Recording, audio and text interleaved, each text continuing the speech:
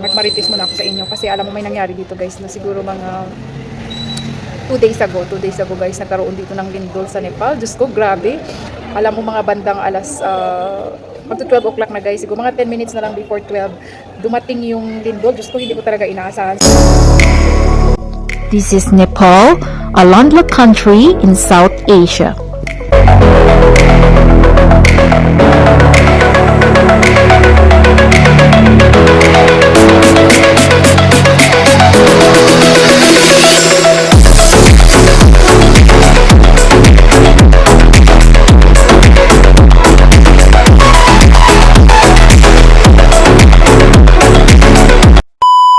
Hi guys, good morning sa inyong lahat. So nandito ako ngayon guys sa isang restaurant at kakain tayo dito ng ating lunch kasi may sadya ako dito sa market. So may konti lang akong bibilhin. So ngayon since hindi pa ako guys nakapag-lunch, so ngayon kapag inaantay ko guys yung aking food. So ayan, gusto ko muna kayong kamustahin. Kamusta ang inyong mga buhay-buhay dyan. So actually Sunday ngayon guys, so hindi naman dito matao sa restaurant na to, kaya ito makapag-vlog tayo ng kahit saglit, o di ba? Nag-order na ako guys ng ating kain, so antayin ko na lang kasi parang gutom na talaga ako. Maganda dito guys, masarap dito yung kanilang mga pagkain, tapos madalas na rin ako dito pupunta kapag gusto kumain. Masarap dito guys yung kanilang food. So nag-order ako ng chicken sizzling nila. Tingnan natin kung masarap. Kasi pag lumabas ako guys, hindi mo ako mapakain talaga ng yung mga pagkain na talagang naghahanap ako guys ng rice. Talagang hindi ako mabubusog ng kung ano-ano lang. Talagang rice lover tayo guys. Kaya eto, gutom na. Habang inaantay natin yung aking pagkain, magmarites muna ako sa inyo kasi alam mo may nangyari dito guys na siguro mga 2 days ago guys, nagkaroon dito ng lindol sa Nepal. Diyos ko, grabe. Alam mo mga bandang alas magto 12 o'clock na guys, siguro mga 10 minutes na lang before 12 dumating yung lindol. Diyos ko, hindi ko talaga inaasahan. So ngayon, malapit na talaga ako matulog. So pa-scroll lang ako sa Facebook. Tapos nakita ko, tapos bigla kong na-feel na parang umuuga yung bed namin. Sabi ko, hala, baka may earthquake. Ayun nga guys, hindi ako nagkamali. May earthquake talaga. Alam nyo ba guys kung ano ang intensity? Napakalakas guys ng intensity ng lindol dito. 6.4 at napakarami nang namatay guys. Kaya talagang na-shock din ako kasi hindi ko guys akalain talaga na magkaroon ng lindol, di ba? Tapos hating gabi, pabuti na lang kamo guys ay hindi pa ako tulog at nalaman ko sa bahay sa amin guys, ako lang talaga ang nakaalam. So yung aking dalawang anak tulog sila, tapos yung nanay ko rin, yung mother-in-law ko, hindi niya daw alam kasi nga late na masyado yung lindol. So ngayon, ang dami talaga guys na namatay, kaya parang very sad kasi malapit na yung kanilang tihar. Next week na yung kanilang tihar, tapos ganito pa yung nangyari guys. Kaya napakahirap talaga, di ba? So ngayon, bali yung namatayan na yun guys, medyo malayo yung bedded side yun. Pero dito sa amin po, ayun, nandito na yung order natin guys. Thank you. So ngayon, yung nagkaroon ng lindol guys, nasa village side yun. So kami ngayon, dito kami guys sa Pukara, kaya napaka-sad talaga yung nangyari. Ayan guys, nandito yung ating order.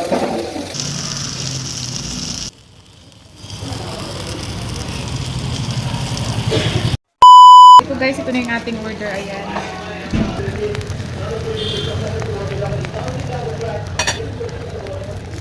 Ayan guys, kain na tayo. Dito na yung ating order. Talagang hindi ako guys mabubuhay ng walang rice, kaya naman favorite ko talaga ito guys, yung sizzling, chicken sizzling. So meron siyang halong capsicum. Yan guys, may halo siyang capsicum. So sinabihan ko na huwag lang masyadong lagyan ng chili kasi masyadong maanghang.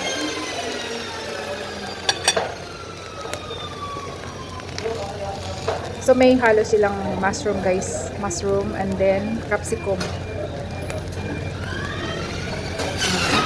Kain tayo. Sarap, diba?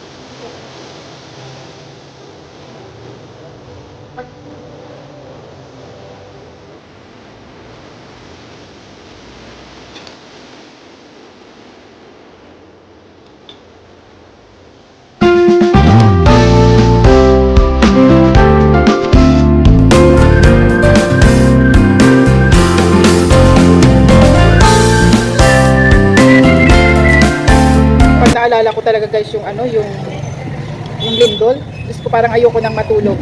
Hindi talaga ako guys sa tulog. Siguro mga hanggang 2 o'clock akong puyat.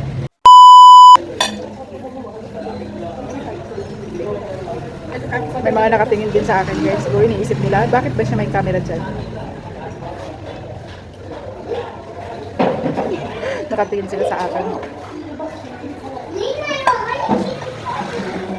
Pero hindi naman dito ngayon matao guys. Konti lang tao ngayon dito. Kaya okay lang. Finally nabusog din. So ayan guys. Salamat sa inyong panonood. Thank you so much for watching.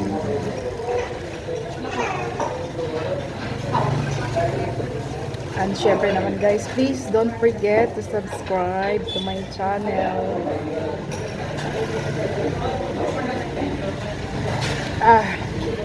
Grabe. Busog talaga.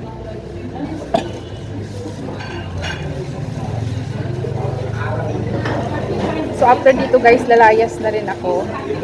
So punta tayo doon kasi bibili ako guys ng shoes ng anak ko, ng sports shoes niya. So, mamaya ipakita ko sa inyo. So, for the meantime, bye! Mag-ingat kayong lahat dyan. Maraming salamat sa inyong panunood. A few moments later.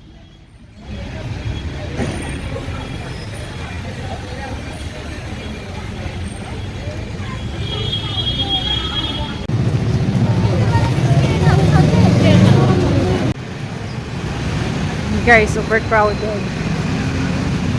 Yeah. So ayan guys, so yung mga parking ng mga motorcycle nila. Kaya medyo maliit yung space ng highway kasi ano, ewan ko ba, hindi pa nila pinagbabawal yung mga ganito oh, yung parking. Kung natatandaan nyo guys, nakita nyo mga video ko dati, dito kami dati dinatnan ng ano, ng ice, yung nag-ice ng sobra na akala mo nasa USA kami. Dito dati yun eh. Bumili din kami noon guys ng ano, ng sapatos ng anak ko. So nadatnan kami dito. Ito yung lugar na to eh.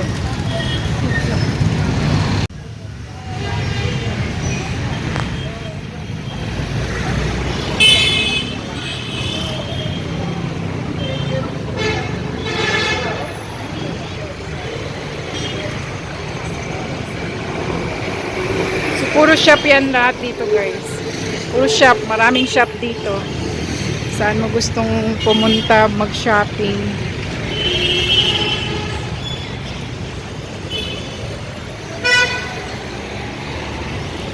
Yan, dyan tayo guys pupunta doon. Doon yung may bilihan ng shoes doon.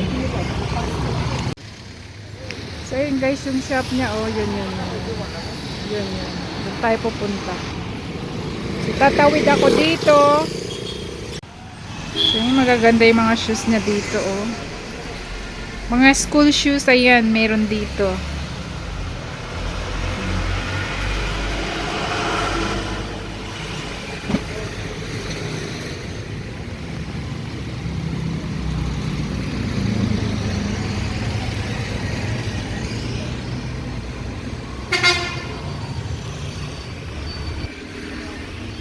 Haday? Kabay kudukan yung matrio. Arko. Cha. You atas like alikati. Shano size. So, bibili din ako guys ng bag ng anak ko kasi magkakaano na siya. Start na yung kanyang school for her bachelor. Kaya ayan. So nandito tayo na sa isang shop. Sa isang maliit na mall. Kaya tingin tayo ng bag. Palang mga school bag dito.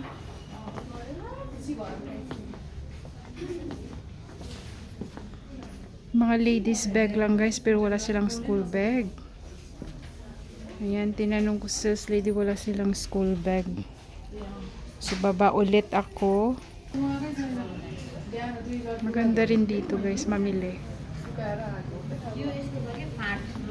Mga jackets.